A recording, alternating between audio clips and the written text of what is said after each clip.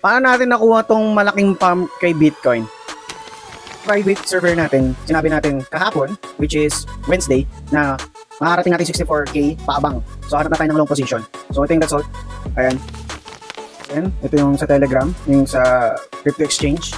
Yan, kahit sa MT5, nag-trigger din yung position natin doon kay Bitcoin. Or Jack sa Discord natin sa private server. Nakita rin niya to ahead of time.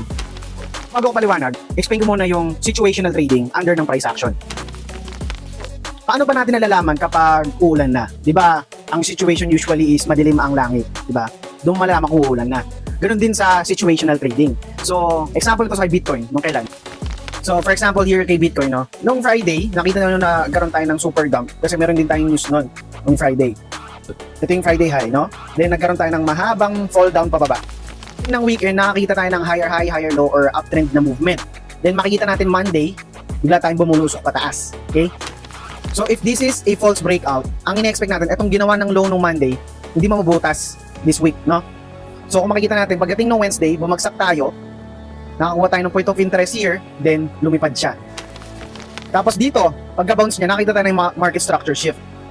Ngayon, kung makikita natin, no, meron tayong nagbi-build up na liquidity dito kasi nga, galing tayo dito sa news. Tapos, na-feel natin kunin yung Friday high na may news nung Wednesday or nung Tuesday. Ang nangyari lang pala, Monday, Tuesday, Wednesday retest, then lipad. Makikita nyo, bumaba na tayo sa ilalim ng March at mukhang ito ay deviation. And of course, syempre may news din kahapon kaya nagkaroon tayo ng massive pump na positive siya sa dolyar. Pero ikaw ba, nakuha mo ba yung trade niyon? Comment down below. Let's go!